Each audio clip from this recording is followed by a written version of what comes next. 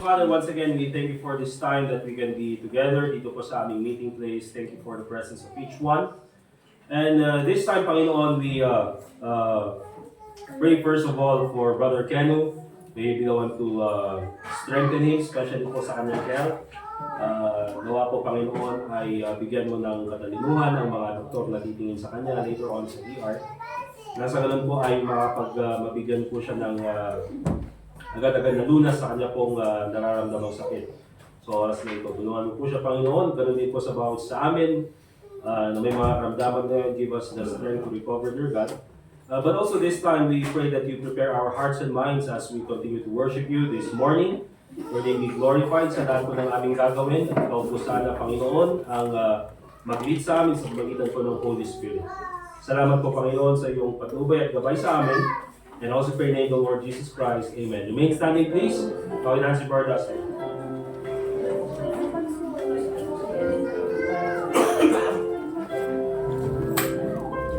Let's open yung songbooks po sa Song 125. Song 125, Song 125. Song 125, The Solid Rock. Let's sing it on first. My hope is built on nothing less than Jesus' blood and righteousness. I dare not trust the sweetest frame, but only lean on Jesus' name. On Christ the solid rock I stand, all other ground is sinking sand. All other ground is sinking sand.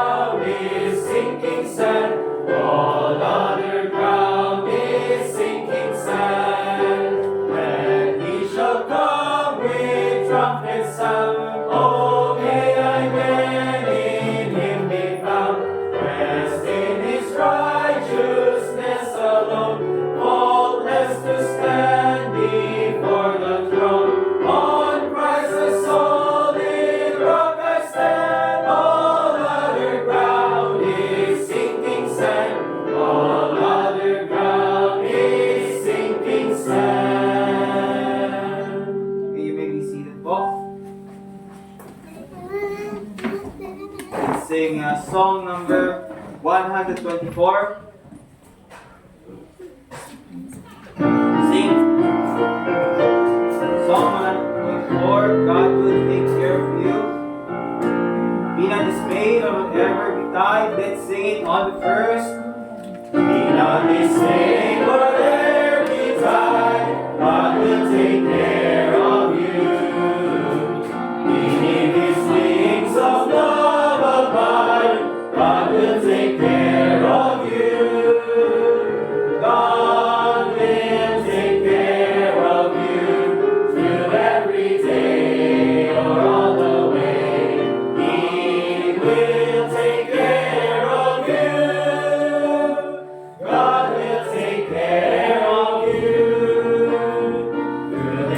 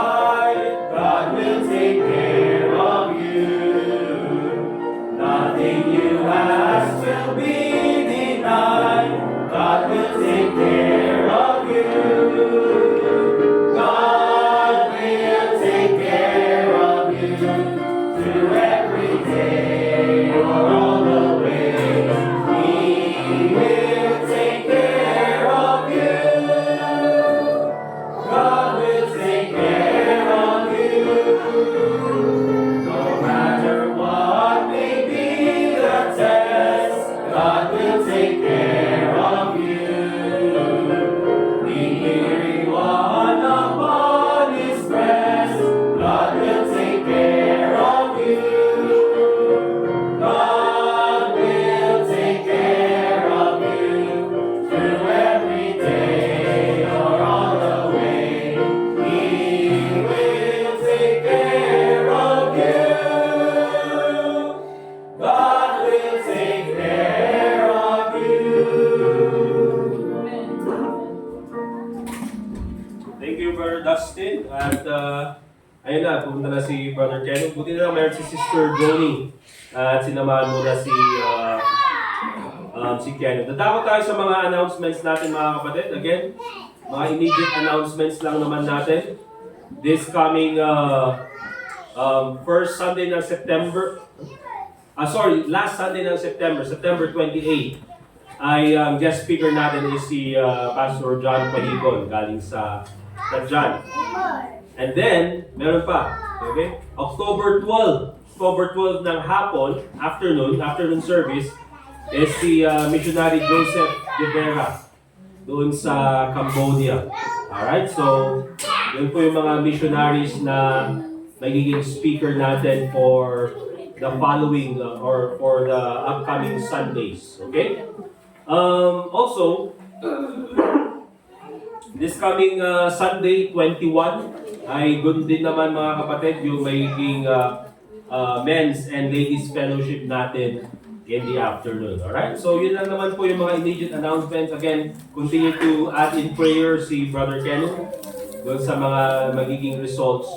And then pa-update na lang tayo kay Sister Joni later on. Okay? Naisip ko nga, ano kayong gagawin natin dito? Diba? Kung mamamatay ka rin lang, dito na lang sa church. Kaya ko na. Punta na lang siya sa hospital. Ayaw ko naman yung ganun. Okay? But anyway, mga kapatid, we'll have one more song. And then after that, dadako na tayo sa ating... yung mga... Instead na later on na lang natin i-recognize yung mga visitors, i-recognize na natin ngayon. Meron tayo si Aiza. Nasaan si Aiza? Adjay. Thank you very much for joining us. Bisita ni Jeline. Okay? Taga ano ka, Adi? From Kalinga. Kalingay na pagpagyanan niyo ito eh. Tagalog lang. The Holy Ghost. Ay, Jesus. Okay. Kasama kay Holy Ghost, si Jeline. Thank you, Taymay Aiza. Baptist ka di Kalinga, madam? Yes. Okay, good. Si Siley ba rin eh? Siley Quinones. Okay, thank you. Tagano ka din? Cuba? Cubao lang yun. Baptist ka man lang dyan.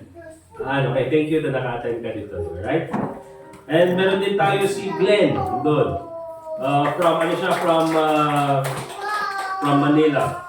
And then of course, we have here Brother Anthony. This is Anthony, no, not Anthony. This is si Theodore. Okay, so they're here sa Manila.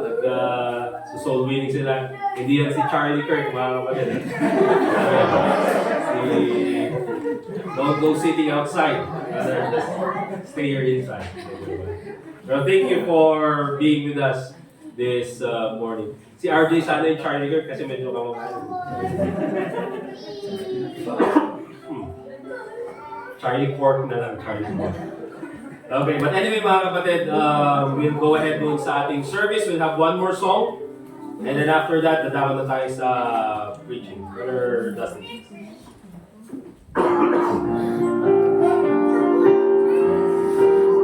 Let's open your songbooks on Song 105, 105.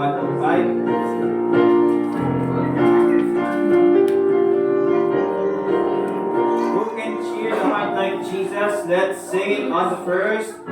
Who can cheer the heart like Jesus?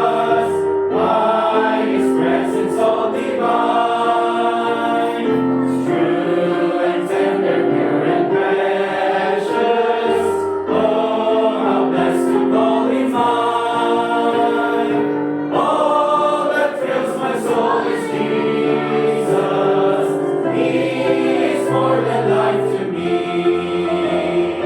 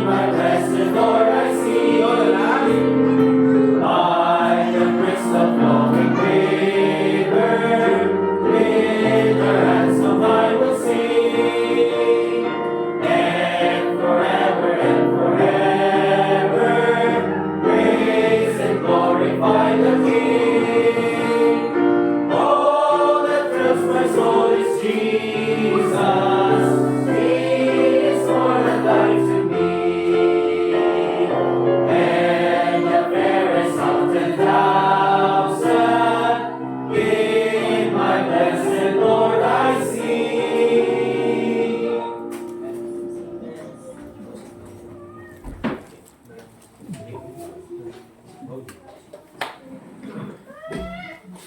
All right, mga kapatid, let's go ahead and open our Bibles, please, sa Psalm chapter 2.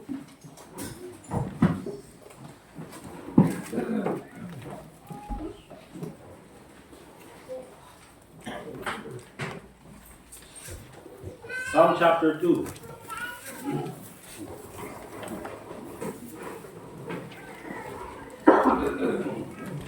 Let's all stand up, please, as we read verse 1 hanggang verse 12. I'll read verse 1, kayo po dun sa verse 2. And then pagdating sa verse 12, we'll read all together, okay? Psalm chapter 2, verse 1, the Bible says, "Why do the heathen rage and the people imagine a vain thing?" Verse 2. The kings of the earth set themselves, and the rulers take counsel together against the Lord and against His anointed city. Let us break their bands asunder and cast away their cords from us. Verse 4. He is seated in the heavens shall laugh, the Lord shall have them vindication. Then shall he speak unto them in his wrath and vex them in his sore displeasure. Yet I set my kingdom on my holy hills beside. I will declare the decree the Lord hath said unto me, Thou art my son, this day have I begotten thee.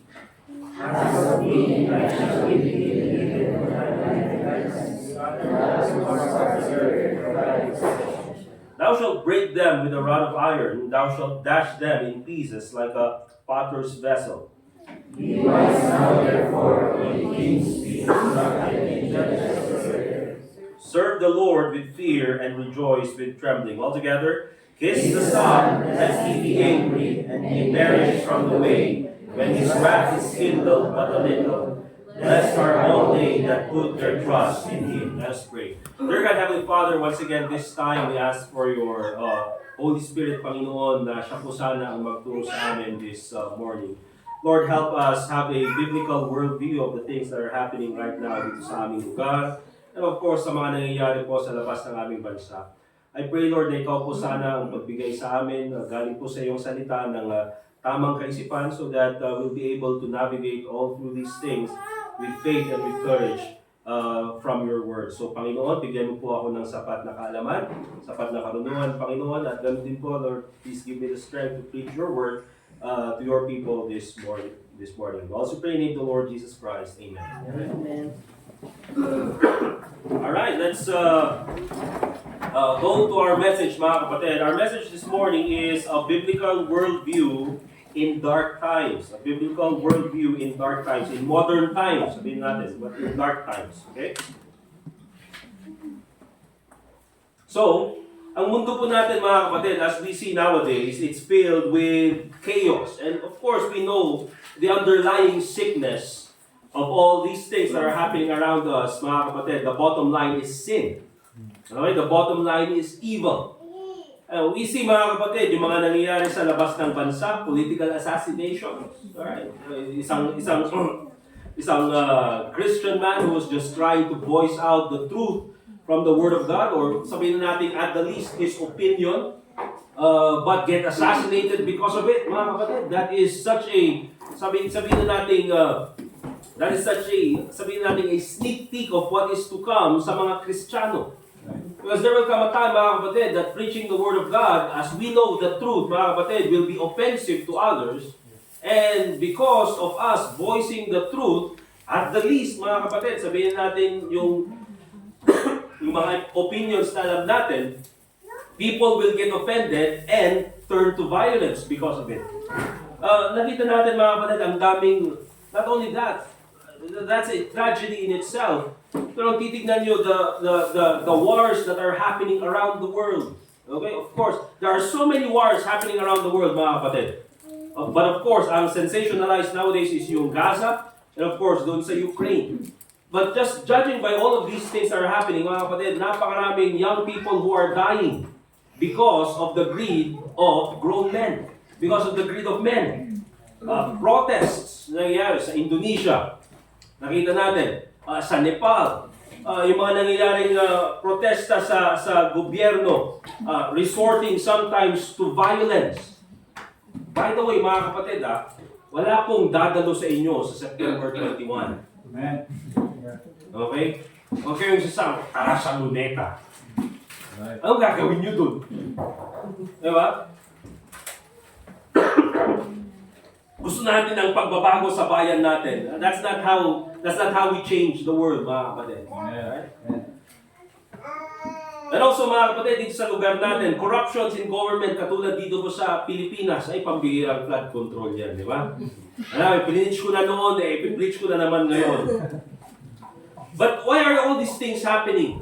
Bakit, kung titignan natin, why are all these things happening around us? Why is it that the heathen rage, katulad ng sabi dito sa Psalm chapter 2. And if you take a look at Psalm chapter 2, why do the heathen rage and the people imagine a vain thing? The kings of the earth set themselves and rulers take counsel together against the Lord and against this anointed. You know, si mga kapatid, itong heathen na ito is not just talking about the people who are against God. These are talking about nations who are against God. Okay? Pinapakita dyan, heathen, and then sa verse 2 is kings, yung governments.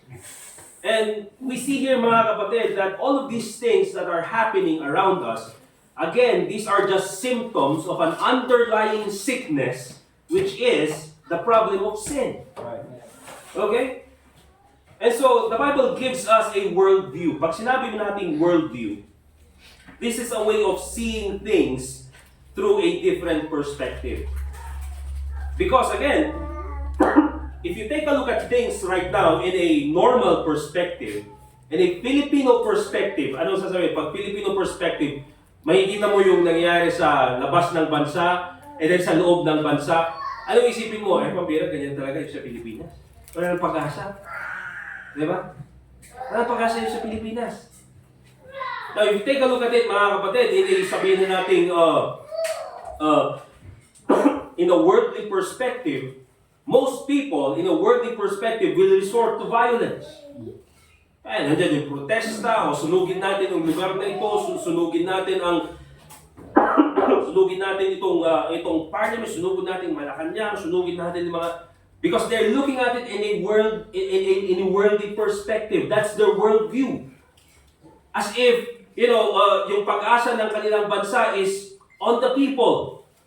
But that's not the thing, mga kapatid.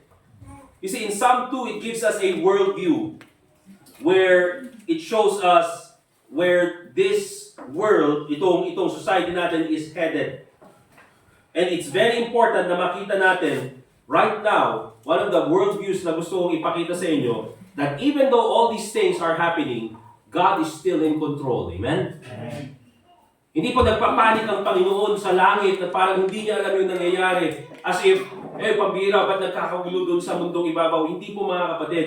God is in control. Without the Bible, it is easy to get confused sa mga nangyayari. Without the Bible, it is easy to despair. Paano na yung mga susunod na generation? Paano na yung pamilya ko? Paano na yung career ko? Without the Bible, mga kapatid, it's easy to live in fear. But with the Bible, you will find out, mga kapatid, that there is something behind this. Let's go to Ephesians chapter 6, verse 12. With the Bible, you can easily understand why all of these things are happening.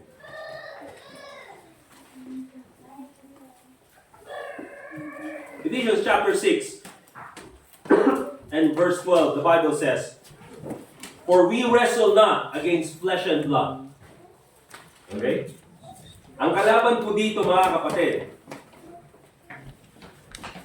ano ba? Ang kalaban dito, gusto kong sabihin, mga kapatid, na ang kalaban dito hindi congressman. Hindi rin contractor.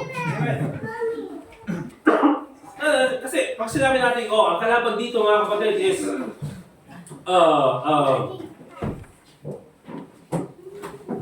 kasi pag sinabi, ang kalaban dito ay Congress, parang hindi lahat naman na nasa Kongreso. Marami naman may mga matitino sa Kongreso, mga kapatid. Naman sabihin natin na ang kalaban dito ay mga kontrakto. Meron mga mababait at maayos na kontraktor.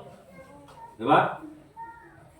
But here's the thing mga kapatid, behind all of these people na gumagawa talaga ng katiwalian sa gobyerno man, or doon man sa DPWH or in private sector, or even yung mga nandyan sa mga left or yung mga woke, di ba?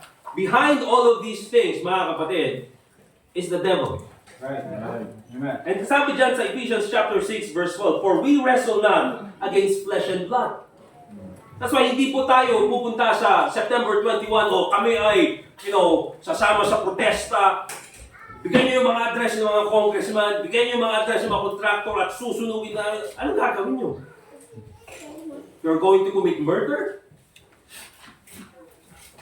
And inaasahan nyo na yun sana yung magiging magbibigay ng bagong pag-asa sa bayan. Diba? You're going to loot or you're going to steal. Magnanakaw ka sa mga magnanakaw. Eh di parehas lang kayo. Diba? So we wrestle not against flesh and blood. Because even though, mga kapatid, ganyan yung gawin mo sa mga tao na yan, it will still continue. Right. You know why? Because it's not them, it's the devil. Right. Ang sabi ng Bible, but against principalities, against powers, against the rulers of the darkness of this world, against spiritual wickedness in high places. And that's the worldview na gusto kong makita niyo mga kapatid. That's one thing that I want all of you to see, is that behind all of these things that are happening, the underlying sickness is sin, and the one who exacerbates all of those things is the devil. Alright? So let's take a look at, first of all, in Psalm chapter 2, verse 1 to 3, the rebellion of the nations.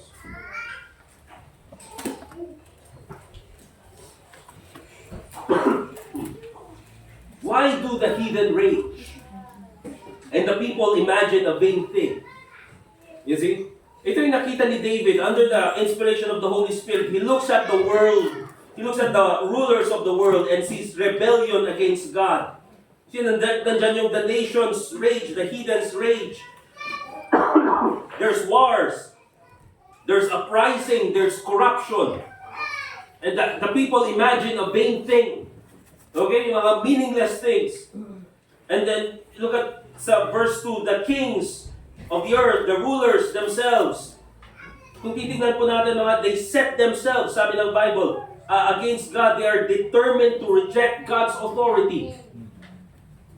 And you see mga kapatid, the reason why ang daming mga kaguluhan na nangyayari sa government, sa mga bansa na hindi lang sa Pilipinas.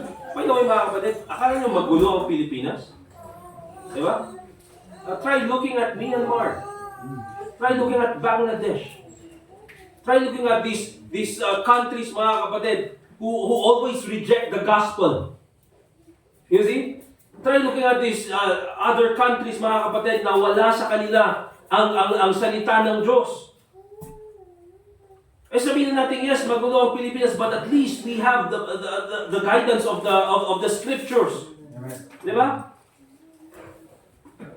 And so, they set themselves, sabi pa nila in verse 3, let us break their bands asunder. Anong ibig sabihin niyan? Itong mga government na ito, itong mga leaders ng nation na ito, they see God's commands as restriction, not as a protection. You see, here's the thing mga kapatid. If only yung mga gobyerno dito sa mundo, if only they are going to implement the Word of God in their governments, we'll have a wonderful world. But here's the thing, mga kapatid. Most people, they look at the Bible as a restriction. Oh, we cannot do that because it might offend these people. Oh, we can do that because it might offend them, they. Yeah? It might offend she, he. We cannot do all of these things because it is offensive to others. And so, gumagawa sila ng mga law that are against God. They set themselves asunder. Okay, they sinasabi nila, these words, this law from the Bible, these are restrictions. But actually, mga kapatid, if we just implement the law of the Word of God, kung titignan po natin, most governments, I believe, will do great. Why? Because it's from the Bible. Hindi ito mga restrictions, mga kapatid. These are protection. Pero baliktad ang tingin ng mundo. Kasi yung mga giyera na nangyayari, for example, in Ukraine, in Gaza, mga kapatid, they are not only political. This reveals human pride, human rebellion, human greed. Diba? And I don't want that. Hindi ako pupunta sa mga reasons why ginagawa itong Putin. Paano kayo? Diba? Bakit ginagawa ito ng Ukraine? Hindi na lang sila mag-surrender. You know, but whatever it is, mga kapatid, whether their motive is to take yung land na kung saan nandun yung Ukraine, or ayaw nilang mag-bow down sa authority. Whatever the reason is, behind that, mga kapatid, is greed. Diba? And because of that greed, napakaraming mga young people, Russian, Ukraine, on both sides, they are dying. Senseless. Okay? Dahil lang sa greed ng isang tao, or sa greed ng gobyerno, or a few men. And ganun din yung nangyayari sa Gaza, mga kapatid. Kasi ang daming mga bata ang namamatay. And let me tell you this, remember this, mga kapatid. The Lord Jesus Christ, He is not interested in land. Okay? Paano para makuha yan ng mga Israel, dahil nakapromise sila yan. Promise yan sa kanila. That's their promised land. I'm not gonna go into a different sermon about that, mga kapatid. But let me tell you this, sa ating mga Christian, here's the last thing that the Lord Jesus Christ left before He ascended up to heaven. Ano sabi niya? Diba? Ano sabi niya? It's the Great Commission. Diba? Go and preach the gospel to every creature.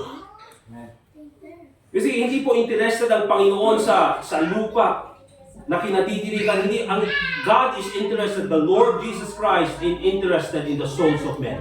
Amen. Diba?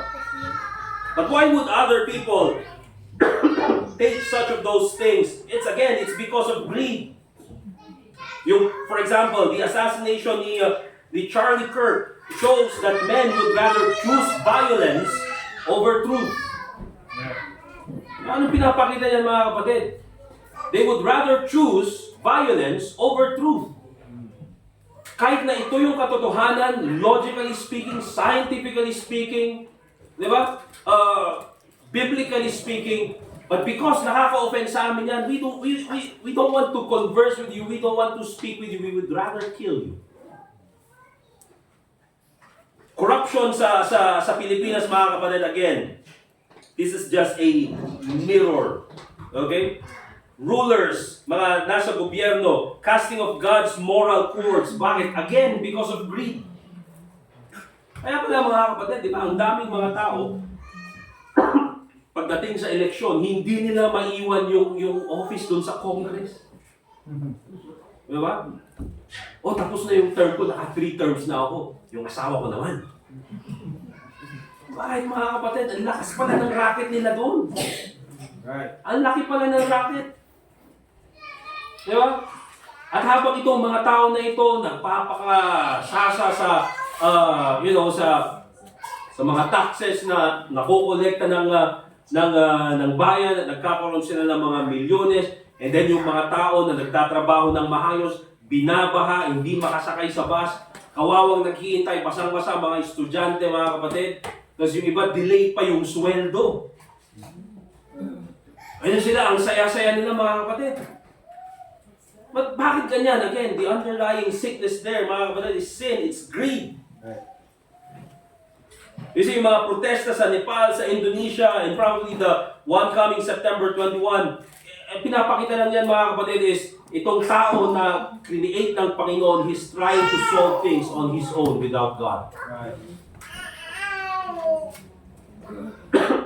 That's why remember this, mga kapatid. And again, talking about biblical worldview, we should not buy into the idea that man can fix the world without God. Yep. Hindi po natin kayang gawin yan. Buti pa yung Nepal. Oh, buti pa yung Indonesia, pinatalsik nila yung kanilang. Here's the thing, mga kapatid. You know what's more dangerous? No? You know what's more dangerous, mga kapatid, than a government led with dictatorship? Anarchy. Okay? O sabihin natin, corrupt yung gobyerno. Mas okay na yan kaysa walang gobyerno. Imagine, mga kapatid, walang gobyerno. Okay? Walang gobyerno, walang magpapanagot sa mga wala nang accountability yung mga pulis. Okay? Walang accountability sa mga kriminal. Bakit, mga kapatid? Because there's no government. Wala magpapatupad ng batas. Hindi ko sinasabi, mga kapatid, na okay lang, maano na tayo sa gobyerno. Okay na rin, at least kahit nakurap, at least may gobyerno pa rin. Hindi po, mga kapatid, that's what I'm saying. Kaya ang sinabi ni Paul dun sa 1 Timothy is to pray for your government. Pray for the kings. Pray for all of these. Okay? So Christians must not buy into the idea that we can fix all of these things without God. That is a vain imagination. Hindi po natin kayang gawin yan. And also, mga kapatid, remember this. No government can fix all the problems in this world. Okay, later on, titignan natin yung idea, yung hyper-nationalism. Minsan naging Kristiyano yung iba eh. No government can fix all the problems in this world. If a government will be able to fix the problem in this world, it would be a government that is led by the Word of God. Sana. But here's the thing, mga kapatid. Remember this. Everything will just get worse. Wag po kayong don't buy into the idea that magkakaroon tayo ng utopia. Magkakaroon tayo ng magandang kinabukasan. And I'm not saying this, mga kapatid, para sabihin na dapat matakot tayo. Here's the thing, the Bible says in 2 Timothy chapter 3 verse 12 and 13.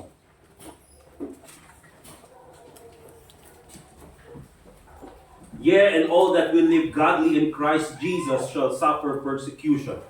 Okay? But look at verse 13, the Bible says, but evil men and seducers shall wax worse and worse, deceiving and being deceived. You see, mga kapatid, habang tumatagal ang panahon, it's gonna get worse, it's gonna get worse, it's gonna get worse. That's why it's very important sa mga Kristiyano that you should have a biblical worldview. It's very important that Christians should be courageous, hindi takot. Because as the world is getting worse, mga kapatid, many Christians are getting weaker. You see, the more na nagiging masama ang mundo, Christians should get stronger. Christians should learn more about the Bible. Christians should trust more about what the Bible says. So that's the rebellion of the nations, mga kapatid. But despite all of those things that are happening around us, despite all of these things that are happening around us, tulad ng sabi ko, mga kapatid, God is still on the throne. Amen? Amen. In Psalm chapter 2 verse 4, we'll see here the rule of the Almighty. In Psalm chapter 2 verse 4, you see, habang nakikita ng mundo, all these heathen nations, they're trying to go against God. All these heathen governments, they are trying to, fix things without God. They're trying to make it on their own. Sabi ng Bible in Psalm chapter 2 verse 4 to 6, He that sitteth in the heavens. What does that tell you, mga kapatid? God is on the throne. Right. God is in control. Nakikita natin, nagkakagulo dito sa balat ng lupa. Nagkakagulo dito, pero sa langit hindi. Because God is still on the throne. He that sitteth in the heavens, ano gagawin niya? Shall laugh. The Lord shall have them in derision. You see, ang Panginoon, mga kapatid, He is on the throne. He knows exactly what's happening. And here's the thing, mga kapatid. Itong mga tao na ito who live in greed, who do corruption, itong mga tao na ito who are trying to fix things without God, God will judge them. Okay? God will judge them. Then shall He speak unto them in His wrath, and vex them in His sore displeasure. Yet have I set my king upon my holy hill of Zion. God is not panicked, mga kapatid. He is in the heavens, still ruling. Okay? He laughs at human arrogance. Akala nila they can do things on their own. Ang tingin niya ng Panginoon, that's laughable. Right. Okay? The creator of heaven and earth, na dapat mong lapitan sa mga panahon na nangangailangan ka, you're trying to make it without Him, that is laughable. Kaya hindi po tama sa isang Kristiyano na kapag ka may problema ka, mas lalayo ka pa sa Panginoon. Tatawanan ka ng Panginoon. Dapat nga lapitan mo siya. He laughs at human arrogance. He declares, mga kapatid, that he has a plan. And what is that? In verse 6, yet have I set my king upon my holy hill of Zion. Here's the thing, mga kapatid. Sooner or later, Christ will rule upon this world. And that is unstoppable. Kahit na anong gawin ng tao. You see? Parang kumbaga is, alam niyo yung parang ginagawa ng tao sa panahon ngayon, they're trying to make it on their own, they're trying to fix things on their own. Okay? They're trying to, change the world on their own. Parang yung bata, alam niyo nung bata tayo pag pupunta sa beach, taga Baguio, di ba? Oy, daluin na kumamat, di dalong. Ito, dalong kumamat. Ano gagawin? Yung ginagawa namin nung bata kami is parang, siguro tatlo or apat kami, magtulong-tulong tayo, pigilan natin yung alon. Kapag kay Giant Igit, di ba iba, tapos sinusubukan mong pigilan yung alon, gagamitin mo yung katawan mo. Uray niya ikastami kakabsat, haan mi kaya. Okay?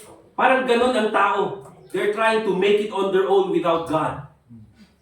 Parang isang bata na pinipigilan yung alon ng dagat. It is impossible.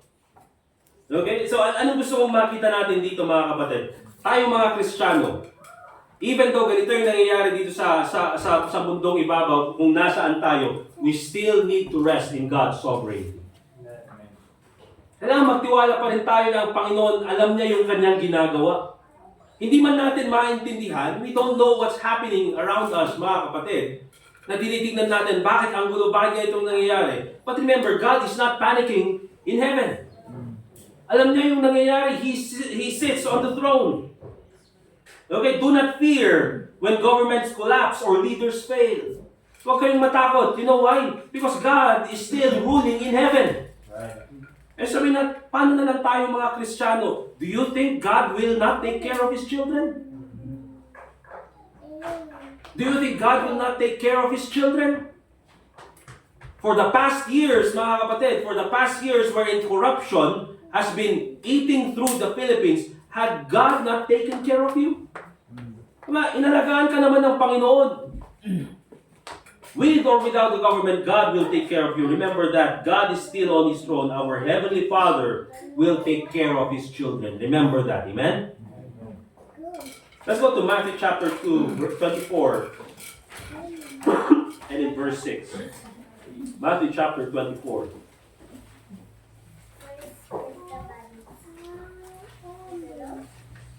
And in verse 6. Again, I'd like all of us na magkaroon again tayo ng tamang pananaw about what the Bible says. And many Christians sabihin nila, pabira, ito na ang muling pagbabalik ni Kristo, ito na ang katapusan. Diba, katapusan na natin ito, nagkakagyera doon, may gyera doon, may corruption dito, may protesta dito, and later on, baka may gyera din dito, baka mag-civil war yung UK, mag-civil war yung Amerika, baka ito na yung katapusan. Pag-aasawa na ako, ito na yung katapusan. Diba? Hindi yan, mga kapatid. Kasi that's a dangerous worldview. Bakit? Because the Bible says in Matthew chapter 24 verse 6, and ye shall hear of wars and rumors of wars. Andyan na. Nandyan na yung wars. Nandyan na yung rumors of wars. But the Bible says, see that ye be not troubled. Very clear. Kayo mga Kristiyano, the Lord Jesus Christ is talking to His disciples, And of course, yung audience niya na iba, na mga Jews, ang sabi niya, see that ye be not troubled. Anong nangyari sa Ukraine? Ano nangyari dito sa Gaza? Ano pwedeng mangyari sa UK? Ano pwedeng mangyari sa US? See that ye be not troubled. Very clear, sabi ni Jesus Christ. Bakit? For all these things must come to pass. And then, but the end is not yet. Right. So very clear, mga kapatid. Tayo mga Kristiyano, we should not live in fear. Amen? Dahil ito yung nangyari, kaya maraming Kristiyano, bira. Dahil ganitong nangyayari, hindi na ako mag-church. Dahil ganitong mangyayari, hindi na ako magbabasa ng Bible. Ganitong mangyayari, the more, mga kapatid, the more that everything is getting worse, the more we should do more for God. Amen? Amen. The more we should do more for the Lord Jesus Christ. Number 3, na gusto mo makita natin, we have seen the rule of the Almighty. But also, I'd like all of you to see the reign of the Anointed. Okay? And that Anointed, the Almighty that I mentioned dun sa second point, is none other than God the Father Himself. The Anointed, na pag-usapan naman natin this time, is none other than the Lord Jesus Christ. Okay? In Psalm chapter 2, verse 7 hanggang verse 9,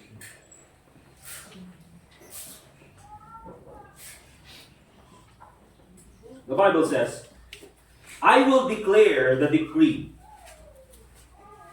The Lord hath said unto me, Thou art my son, this day have I begotten thee. See, ito yung promise ng ating Panginoon. What's the promise of God? The Messiah. Okay? The nations as inheritance. God promises His Son, the Lord Jesus Christ, the nations as His inheritance. You see mga kapatid, ngayon sa panahon natin, magulo. Okay? And it's confusing and it's, again, sabihin natin, it's fearful to many. And we understand that. Okay? It's important to have this biblical worldview. But also, here's the thing, mga kapatid. There will come a time that we will have eternal peace because of the Lord Jesus Christ. Okay?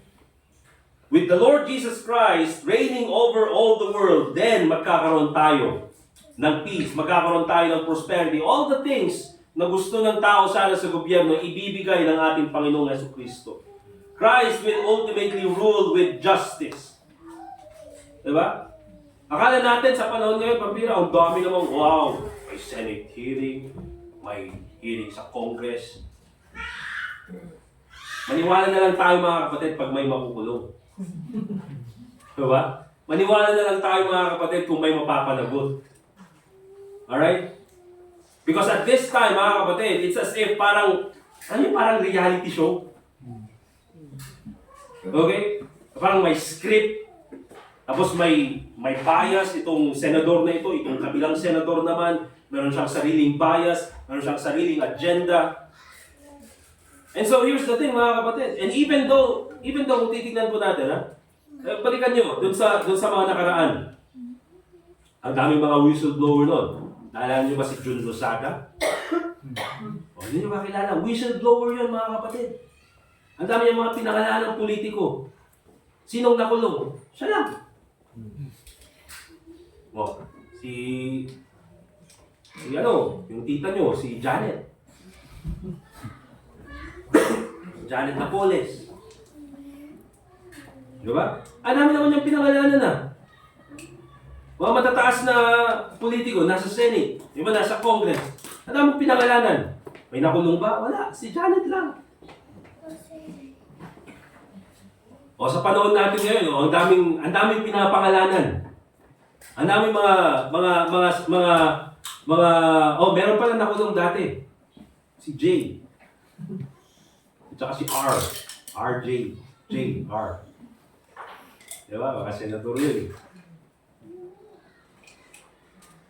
Pero nakalaya pa rin. O sa panahon ngayon, ang dami naman pinapangalanan. Maniwala na lang tayo pag may nakulong. Walang hustisya. Walang justice. Pag yung napangalanan yung politiko, may press conference yun. I categorically deny. Di ba? Eh pag yung mga mababang Pilipino lamang, walang press conference niya, picturean nyo, post nyo sa social media. Walang justice, mga kapatid. But when the Lord Jesus Christ reigns over all, there will be justice, breaking the pride of rebellious kings. You see? That's why sa atin, mga kapatid, it's not good. Is it good, mga kapatid, that we should love our nation? It is good. We should love our country. Diba? Akin pa yung lupang hinirang. Diba? Napakaganda. Napakaganda ng mensahe. Ang mamatay ng dahil sa'yo. Meron nung college kami, gustong palitan yun eh. Kasi yung palitan, merong sabi nung college kami, ba't naman ang mamatay ng dahil sa'yo? Bakit naman? Ayaw mamatay para sa bansa ito. Palitan natin ang magmahal ng dahil sa'yo. Okay? Pero hindi yan, mga kapatid. We're talking about nationalism. Okay? And I think it's good to love your country. It's good to wish good for... That's why it's good to pray for your country. It's good to pray for those rulers in authority. Sabi ng Bible in 1 Timothy chapter 3. But you know what, mga kapatid? We should not have yung hyper-nationalism. Na yung mga Kristiyano, sometimes they blindly trust their politicians. Oh, ito ang kahit na maling-mali na, kahit nakitang-kita na, inamin na ang dami niyang pinatay, pero sige pa rin. Diba? Dito pa rin kami, kay Duterte pa rin kami. Kay BBM pa rin kami. Mamaya kay Biko na kami. Biko tayo mga kapatid. Biko.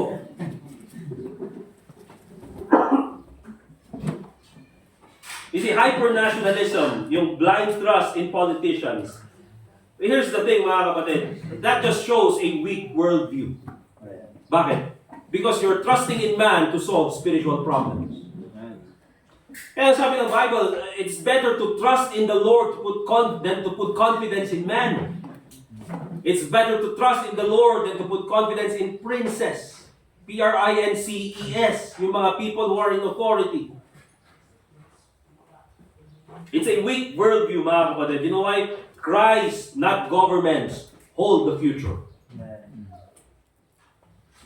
Kaya po, when we see Christians, when we see war, when we see assassinations, corruptions, or protests, we must remember, mga kapatid, that all of these things will soon come to pass, and when Christ reigns, wala na itong mga bagay na ito. Amen. Look at Isaiah chapter 9, verse 6, and verse 7.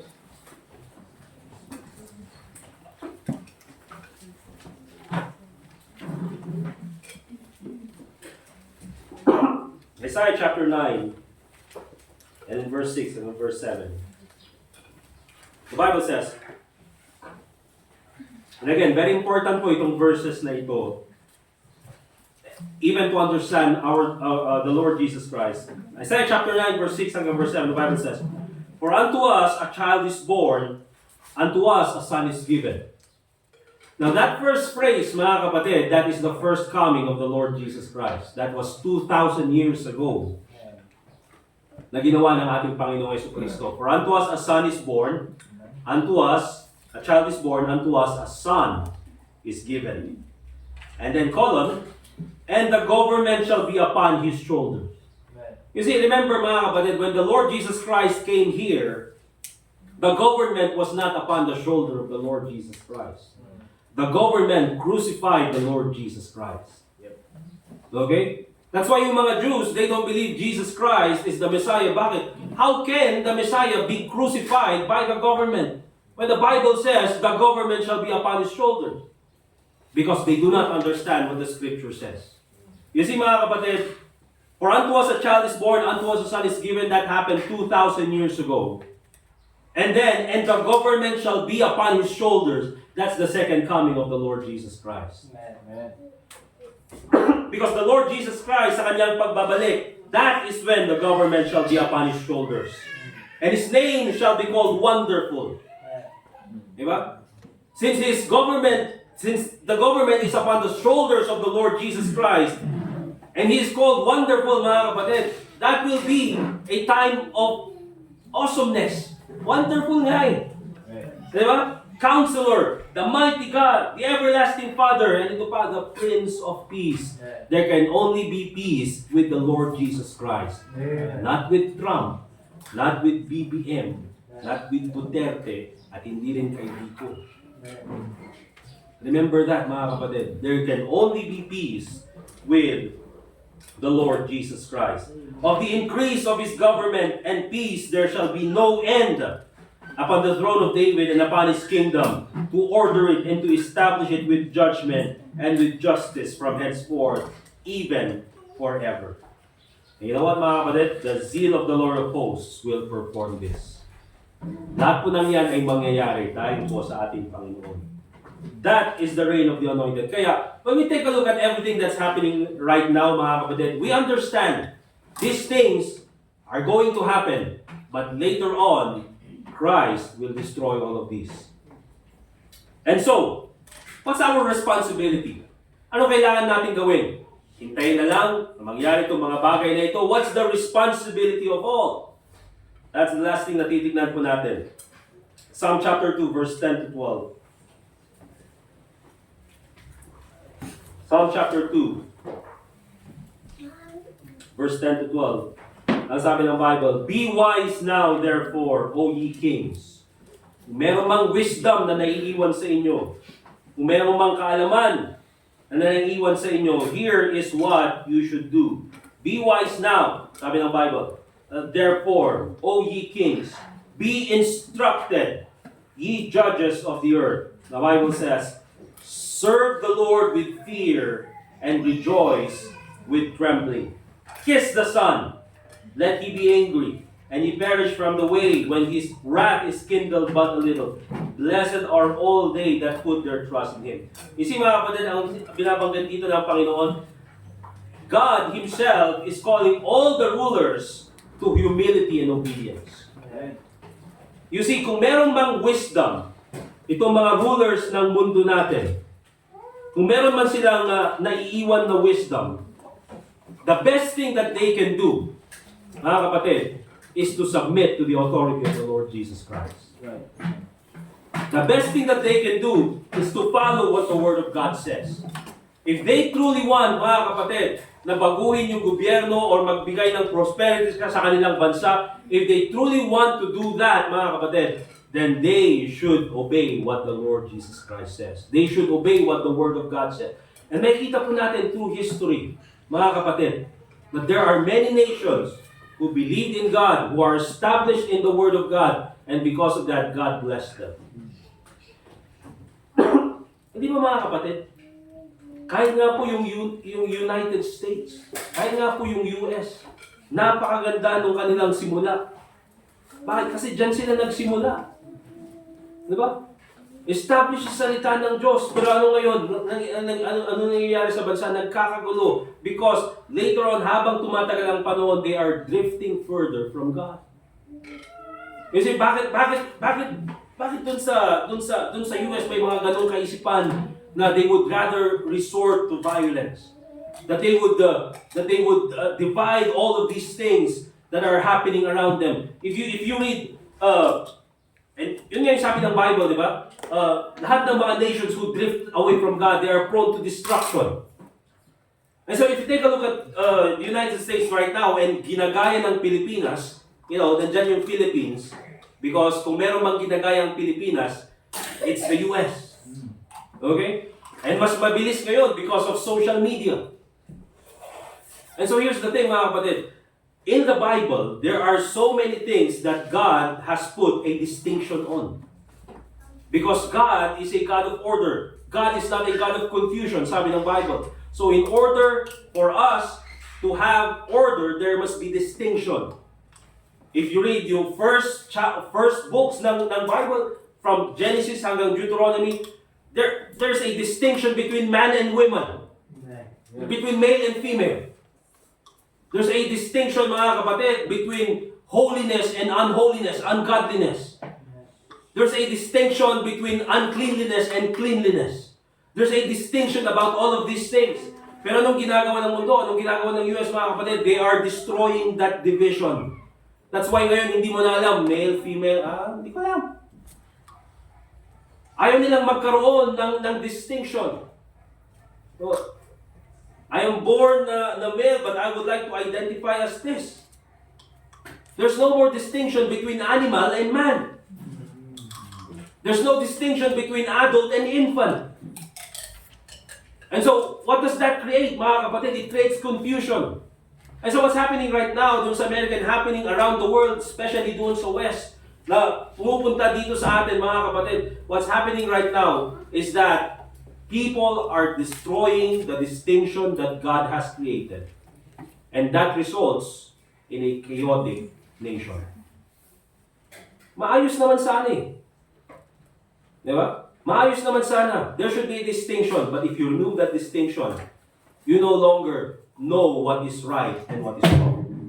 Hindi mo na alam kung ano yung holy and what is profane. Because that is what people have been doing. And what's happening right now, mga kapatid, that does not, hindi yan nangyari overnight. Di ba? That happened because of decades, of going against the Word of God. And so if these politicians, if these rulers of the government would only submit and obey to the Word of God, ano sabi niyan? Then that would be the best thing that they can do for their government. Ano pang sabi diyan? Serve the Lord with fear and rejoice with trembling. Kiss the Son. Submit to Christ in reverence. But here's the thing, mga kapatid, you know what? Rulers all over the world, they would kiss the Pope's ring. Darating yung Pope, kiss nila yung ring. Luluhod, ay kiss nila yung ring. Ganun yung gagawin nila. Di ba? But they would not submit to the authority of the Lord Jesus Christ. They would not even allow the name of the Lord Jesus Christ to be mentioned doon sa kanilang mga halls. Okay? Because what's the warning here, mga kapatid? If you don't do that, lest he be angry and perish from the way when his wrath is kindled but a little. Those who resist, mga kapatid, will perish. Those who resist, those who go against the Lord Jesus Christ will perish. Blessed are all they that put their trust in Him. Blessed are all they that put their trust in Him. Yung mga nanampalataya sa Kanya, those who trust in the Lord Jesus Christ, they are the ones who are blessed. Yan po yung tunay na sinasabing safe, mga kapatid. Yan yung safe ka na. Di ba? Safe ka na. At least, tiwala kay Jesus Christ, di ba? O politiko ka at sumusunod ka sa, you obey, you are under the leadership of the Lord Jesus Christ. That's safe. Safe ka na. Yan. Yan yung tunay na safe. Pag sinabing safe ka na, yan, safe ka talaga. Alright? See, governments must be reminded, mga kapatid, that true authority comes from God. Let's go to Romans chapter 13, verse 1.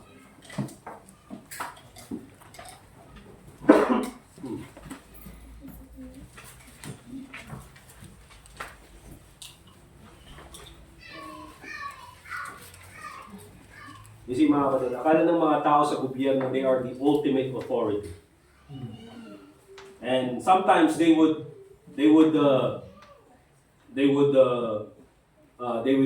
go under the guise of disguise or even pretend and say, a government by the people, for the people.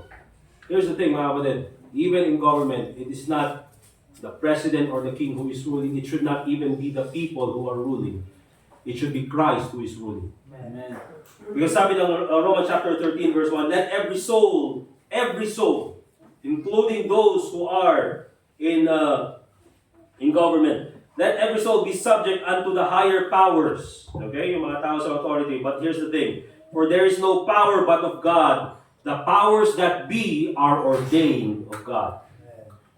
Okay? Ang tunay na gobyerno, ang tunay na nagbibigay ng authority is none other than God Himself. Believers, tulad natin mga kapatid, we should not respond to global chaos with despair, na parang wala ng pag-asa. Okay? But with devotion to the Lord Jesus Christ. You see, if yung mga leaders, sinasabihan dito sa Psalm chapter 2 that they should kiss the Son, they should submit to the authority of the Lord Jesus Christ, then here's the thing mga kapatid, judgment must begin at the house of God.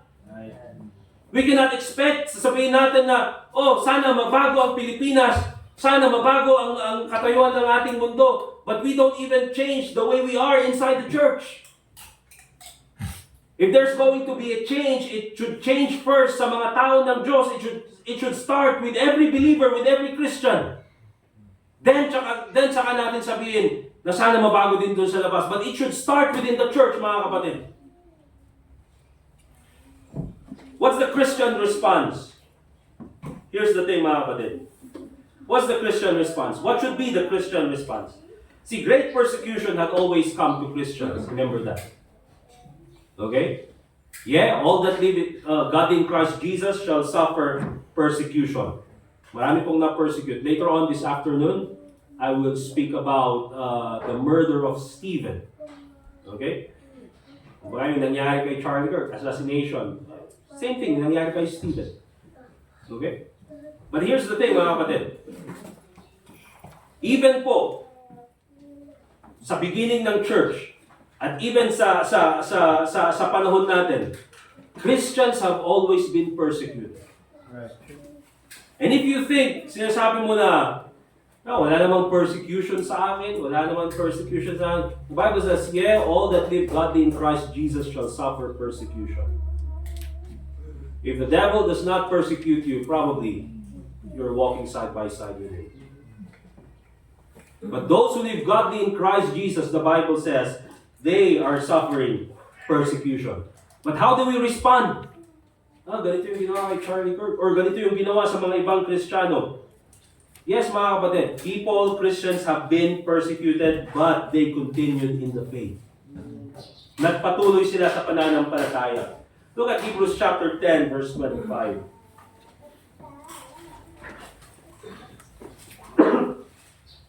Hebrews chapter 10, verse 25. And probably this is the last verse na I would let you go to. Hebrews chapter 10, verse 25.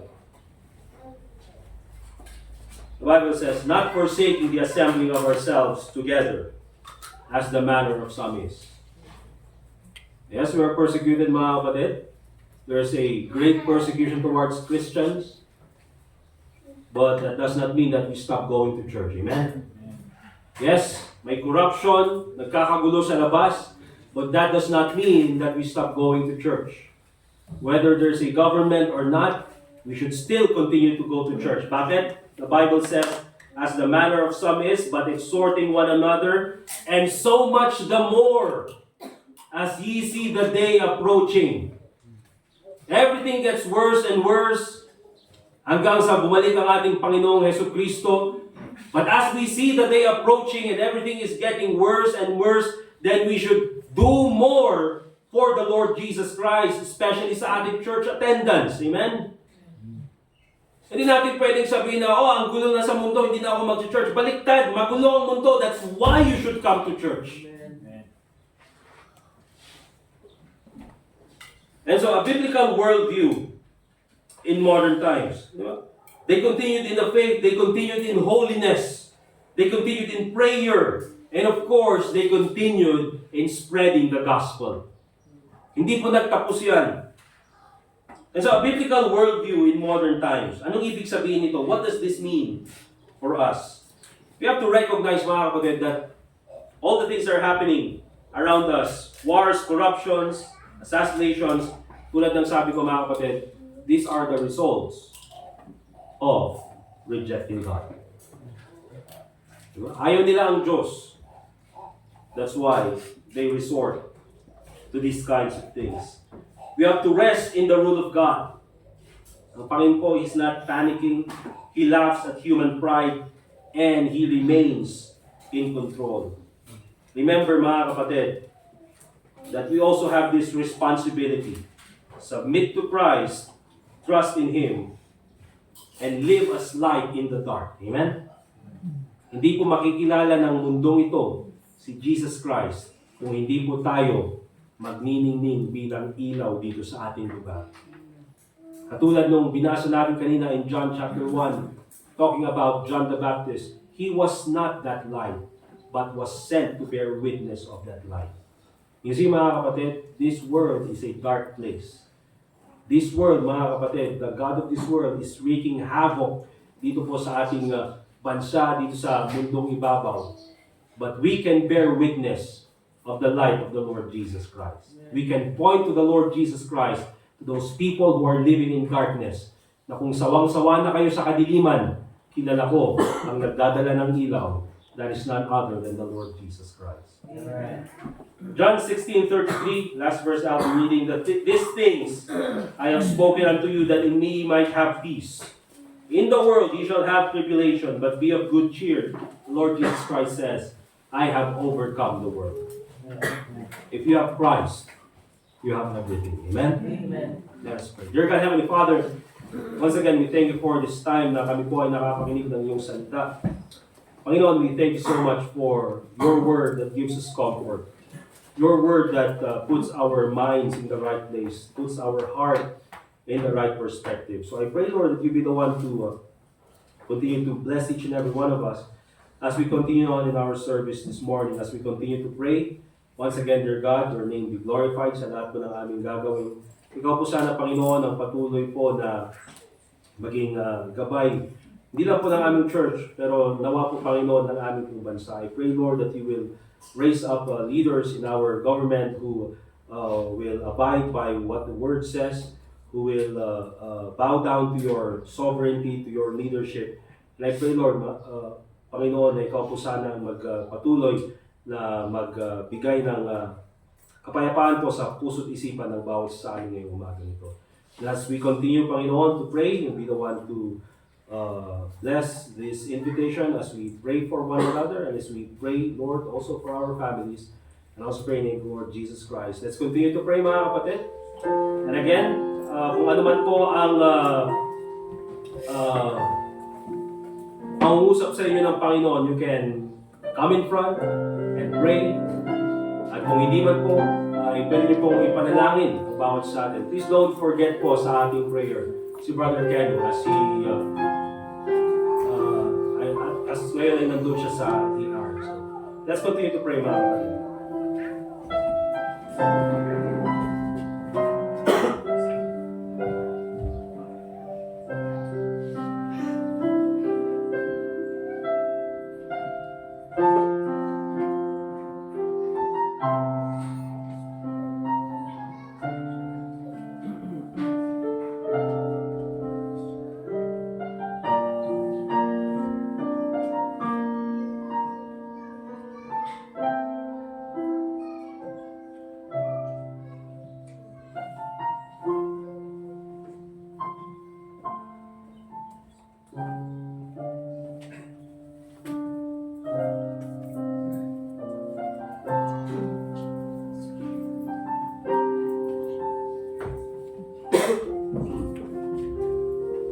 Dear God, Heavenly Father, once again, we thank you for this time that we can pray to you. Salamat po, Panginoon, for speaking to us this morning. And I pray, Lord, once again, that your name be glorified in everything that we do. Thank you, Lord, for your word that gives us encouragement. And I also pray in the name of the Lord Jesus Christ. And all God's people say, Amen. Amen. So, once again, mga kapatid, let's continue to serve the Lord Jesus Christ. Later on po sa hapon, mga kapatid, after po nung ating lunch, of course, we'll have lunch, a little bit of fellowship, and then probably 1 p.m. or probably earlier, kung wala na tayong hihintayin, we'll go ahead and start po yung ating afternoon service. Okay? And tulad ng sabi ko, later on this afternoon, I'll be speaking on the murder of Stephen. So, let's go ahead and prepare po yung ating mga envelopes, yung ating mga offerings. And then, tawagin natin si Brother RJ and then si Brother Edgar para sa ating offering. And we'll ask si Brother Larry for our offertory prayer. Let's all stand up please, mga kapatid.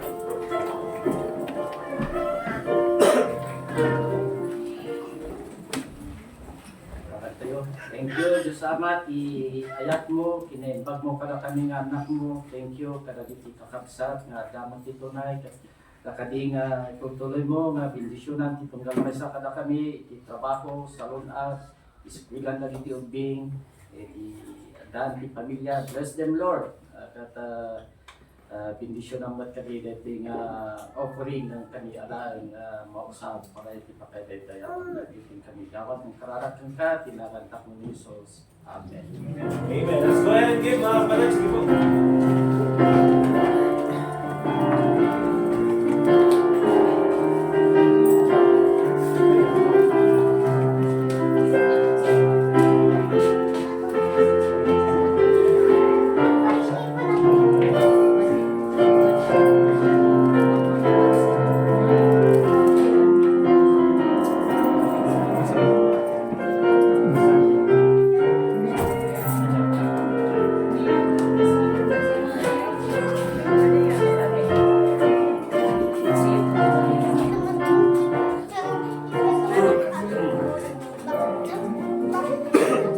Alright, so again po mga kapatid yung mga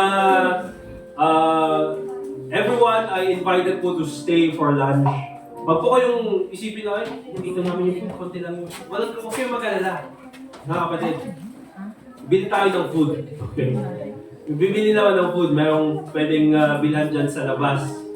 So, magstay lang kayo. We'll enjoy lunch, we'll fellowship. And then after that, ay patuloy po tayo sa service natin this afternoon. Amen? Alright, let's go ahead and stand up please. We'll get our songbooks.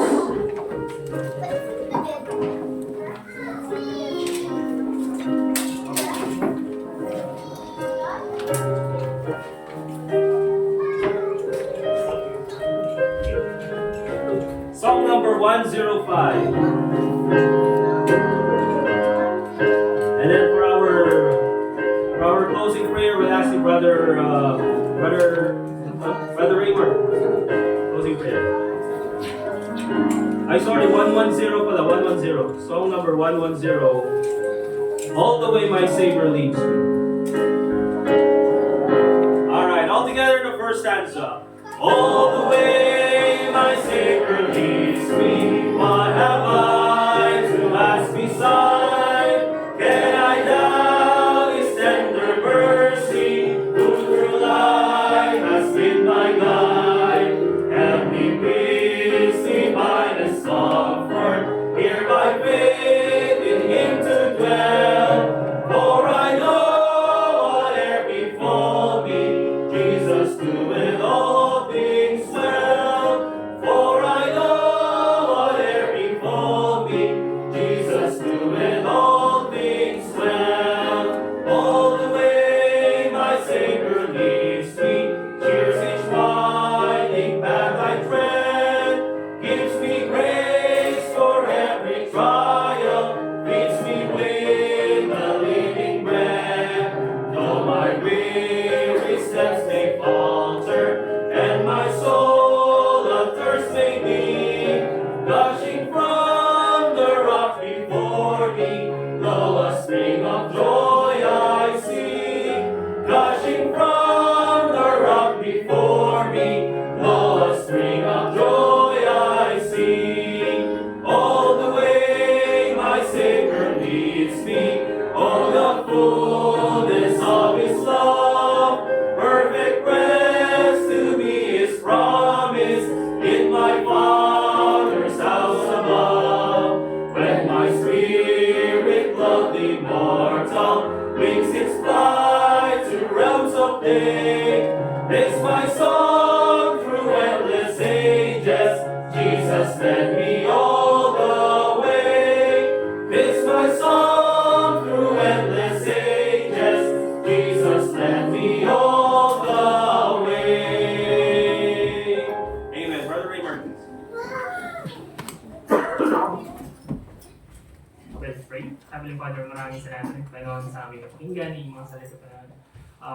all these your words, Panginoon, na mag-guide sa amin for the rest of the week. So, yung faithful po kami parate at we pray na patuloy maging gamitin na maging papapala po sa inyo, sa inyong gawain at sa iba pa.